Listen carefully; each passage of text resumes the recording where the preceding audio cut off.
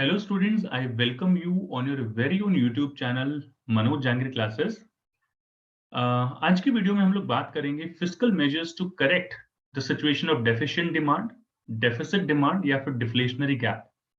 इससे पहले ऑलरेडी मैं वीडियो पोस्ट कर चुका हूं रिलेटेड टू मॉनेटरी मेजर्स। आज हम फिस्कल मेजर्स की बात कर रहे हैं। इसका फर्स्ट पार्ट जो है वो मॉनेटरी मेजर्स है, और उससे पहले भी अगर आप बात करें तो डिफ्लेशनरी गैप क्या होता है, क्या उसके कॉजेज होते हैं, डायग्रामेटिक प्रेजेंटेशन, उसके इम्पैक्ट्स, इफेक्ट्स, बेसिकली ये सारी चीजें एक्सप्लेन की हैं। तो अगर आपने वो वीडियोस नहीं देखे तो ये वीडियो कंप्लीट करने के बाद आप वो वीडियो देख सकते हैं। लिंक्स जो है डिस्क्रिप्शन में मिल जाएंगे या फिर यहाँ पर कार्ड सेक्शन में भी आपको अवेलेबल हो जाएंगे। तो फिस्कल मेजर्स की हम लोग बात कर रहे हैं कि किस तरीके से डेफिशिएंट डिमांड या फिर डेफिसिट डिमांड या फिर डिफ्लेशनरी गैप या फिर डिफ्लेशन को करेक्ट किया जा सकता है।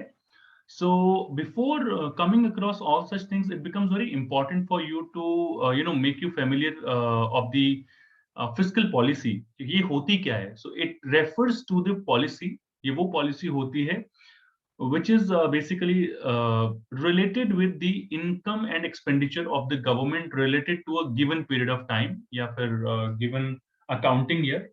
एक पर्टिकुलर पीरियड से रिलेटेड होती है, गिवन पीरियड ऑफ टाइम से रिलेटेड होती है, यानी एक साल से बेसिकली फिस्कल पॉलिसी रिलेट करती है। एंड फिस्कल पॉलिसी को बेसिकली दो पार्ट में हम डिवाइड कर सकते हैं। एक आती है यहाँ पर टैक्स पॉलिसी, दूसरी आती है एक्सपेंडिचर पॉलिसी। हालांकि इसमें आप एनसीईआरटी वगैरह उठा के देखेंगे तो उसमें आपको borrowings from general public, borrowings from RBI, ऐसे पॉइंट्स भी मिलेंगे, बट ये दो पॉइंट्स जो हैं वो ज्यादातर आते हैं।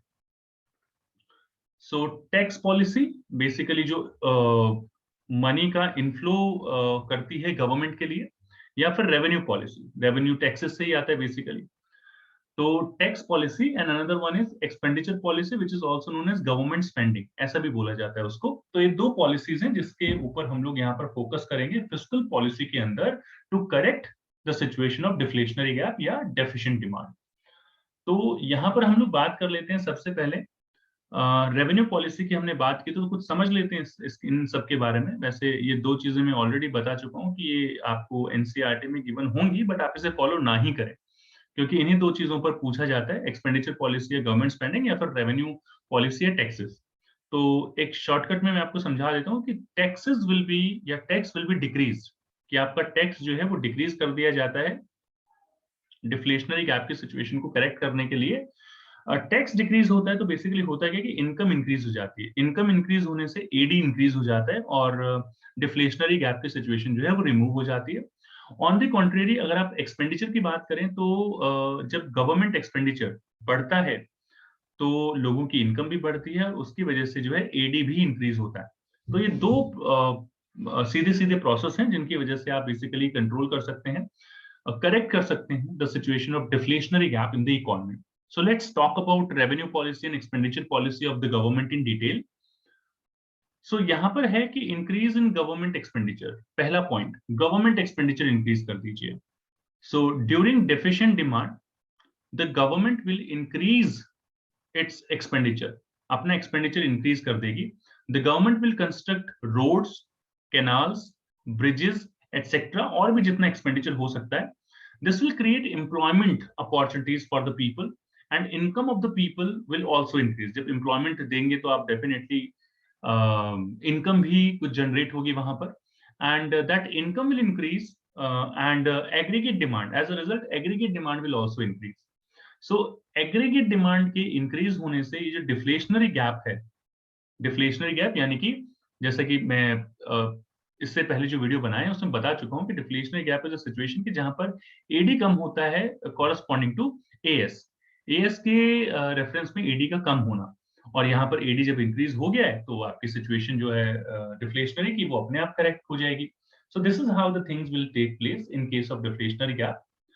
If you talk about the next point that is reduction in taxes, तो अगर मान लीजिए आप टैक्सेस को रिड्यूस कर देते हैं during deflation, the government will reduce taxes, because of that the disposable income of the people will increase। तो disposable income को हम ऐसे रिप्रेजेंट करते हैं YD is equal to Y यानी कि इनकम माइनस T यानी कि टैक्सेस। तो इनकम में से टैक्सेस को लेस करने के बाद यहाँ पर बेसिकली आपने रिड्यूस कर दिया है टैक्सेस को, तो जो डिस्पोजेबल इनकम है वो इंक्रीज हो जाएगी, और this will lead to increase in aggregate demand, because of that AD will also increase, आपकी एग्रीगेट डिमांड भी बढ़ेगी। आप ऑब्वियसली कुछ खर्च करेंगे, तो डिमांड, एग्रीगेट डिमांड भी बढ़ेगी। एंड अगेन जो यहाँ पर डिफ्लेशनरी गैप की सिचुएशन है जिसमें AD is less than AS corresponding to full employment level, तो ये जो एडी कम है ये एडी बढ़ेगा और ये प्रोसेस तब तक चलता रहेगा जब तक ये डिफ्लेशनरी गैप जो है इकोनॉमी से रिमूव नहीं हो जाता, तब तक ये पूरा प्रोसेस चलता रहेगा। So this is how the things will take place in case of deflationary gap. I hope so समझ में आया होगा आप लोगों को। अगर समझ में कुछ ना आया हो या कुछ पूछना हो, कमेंट सेक्शन में कमेंट कर दीजिए। आप का हर एक कमेंट में रीड करता हूँ और हर एक कमेंट का रिप्लाई जरूर करता हूँ जितनी मेरी कोशिश होती है, क्योंकि मैं भी स्कूल वगैरह में बिजी रहता हूँ, तो जितनी कोशिश होती है मैं रिप्लाई करने की कोशिश करता हूँ आपको, जितनी जितना जितना पॉसिबल हो सकता है। उसके बाद अगर हम बात करें तो ये रिड्यूस पब्लिक बोरोइंग्स और रिड्यूस बोरोइंग्स फ्रॉम आरबीआई, ये भी पॉइंट्स आप यहाँ पर ले सकते हैं, बट मैं कहूंगा कि इनको ना ही करें आप, क्योंकि बहुत ज्यादा ये पूछे नहीं जाते हैं। आजकल ये 2 ही पॉइंट्स आते हैं जो मैंने आपको बता दिए। बाकी इससे रिलेटेड, इसी यूनिट से रिलेटेड या और भी बाकी सारे यूनिट से रिलेटेड नेशनल इनकम या जो भी मैक्रो के चैप्टर्स हैं डिस्क्रिप्शन में अवेलेबल है, आप जाके चेक कर सकते हैं। आपको अगर वीडियो अच्छा लगा सब्सक्राइब जरूर कीजिए, लाइक जरूर कीजिए वीडियो को, और शेयर कर दीजिए दोस्तों के साथ।